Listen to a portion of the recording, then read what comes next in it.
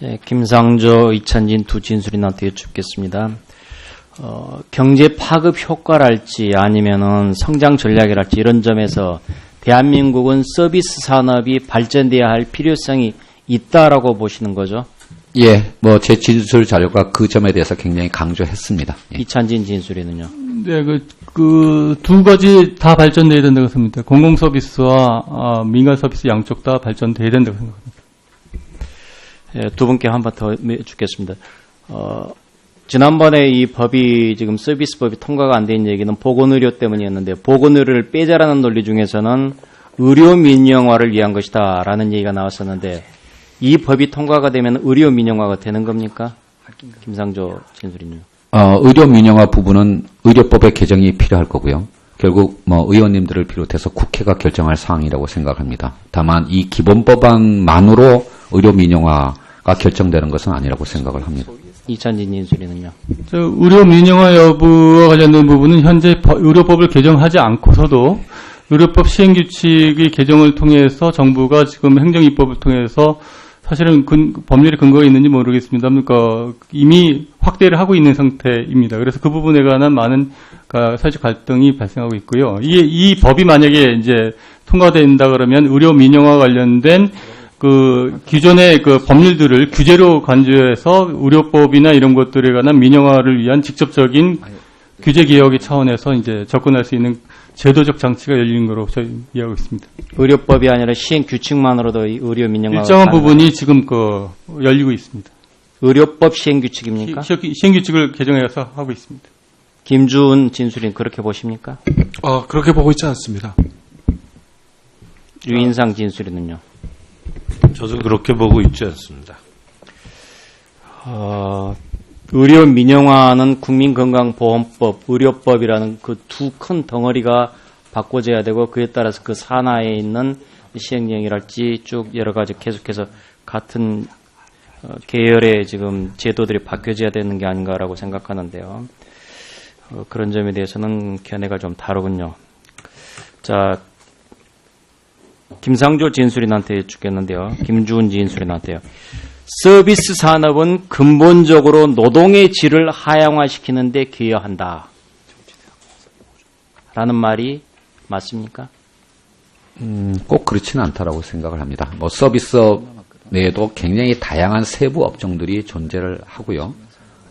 그것의 어떤 발전 방향에 따라서 전체 어떤 노동의 질은 달라질 수 있는 건데, 서비스 산업이 발전한다고 해서 거기에 어떤 노동의 질이 그러니까 일반적으로 저하한다라고 얘기하기는 어렵다고 생각합니다. 김주은 진술인은요? 네, 노동의 질을 올린다고 보고 있습니다. 구글이 발전하는 것은 서비스 산업입니까? 그렇습니다. 자, 여기서 지금 제가 보기에는 지금 이찬진 진술인이 이렇게 말씀을 하시면서 여러 가지 통계를 든 것은 공공근로의 케이스를 가지고 지금 이렇게 투자를 했지만 별로 좋은 일자리가 아니다. 숫자는 늘어났지만 질은 별로다라고 말씀을 하신 것 같은데 이 부분은 공공근로에 국한되는 것이 아닌 좀 더 포괄적으로 지금 봐야 되는 게 아닌가라는 생각입니다. 그리고 김상조 진술인한테 하나 더 여쭙게요. 이런 다른 진술인에서 이런 표현을 한 적이 있습니다. 서비스법은 내수시장 활성화와는 관련이 없는 대기업 대자본 중심의 투자를 가속할 것이다. 결국 대기업 대자본이 중심이 되고 나머지 중소상인들은 밀려날 것이다라는 그런 우려를 표현을 하셨는데 이 부분 맞다고 보십니까? 그 내수가 활성화될 거냐라는 것을 결정하는 요인은 굉장히 다양합니다. 그렇기 때문에 서비스 산업 발전을 위한 산업진흥법이라고 얘기를 하셨는데 그런 어떤 노력도 영향을 미치겠고 경제 민주화를 위한 노력도 또 영향을 미치겠고 이 모든 것이 상호작용하는 과정 속에서 결정되리지 어느 하나의 요인이 반드시 압도적인 어떤 영향을 미치는 것은 아니라고 생각합니다. 그러니까 서비스 산업 발전 기본법을 통해서 여러 서비스 산업의 세부 업종의 융합 현상이나 상호 연쇄 효과를 강화시키는 그런 노력이 이루어지면 그리고 그것의 일부 부분에 상당 부분에 대자본이 참여하는 하는 경우에도 그것을 상세하고 보완적인 발전 방향으로 발전시키기 위한 별도의 노력이 결부된다면 그 결과는 충분히 달라질 수 있다고 생각을 합니다. 김주은 진술인은 어떻게 생각하십니까? 예, 저는 우선 용어상에 제가 조금 혼동스러운 것이 있는데요. 대자본과 중소자본이라고 얘기를 할 때 대자본이 여러 주주의 우리나라가 지금 재벌의 그 여러 가지 코퍼레이트 가버넌스 상에 문제가 있어서 이제 혼동스러운 측면이 좀 있는데요. 그리고 실질적으로 대자본이 이퀄 뭐라고 표현을 해야 좋을지 모르겠는데요. 그 재벌 기업에 대한 소유권 이렇게 이제 이 두 개가 그 혼돈스러운 면이 있는데 이론적으로만 말씀을 드린다면 그리고 다른 선진국의 사례를 본다면 대자본이 여러 소액 자본의 합집합이 될 수 있는 거기 때문에 꼭 거기에 그러니까 예를 들어서 비근한 예로 이런 거죠. 돈 많은 중소 자본하고 돈 아주 몇 주주에 불과한 대기업의 소액 주주하고 누가 더 부자냐, 누가 더 소득이 더 많으냐 이 문제로 귀착이 될 수 있기 때문에 반드시 대자본, 중소자본으로 보이는 것은 좀 한계가 있지 않는 말씀이고요. 물론 이제 그 취지는 이해를 합니다. 그래서 대자본, 즉 우리 흔히 속칭 재벌이라 말하는 여기에 피해를 막는 것은 저도 공감을 합니다.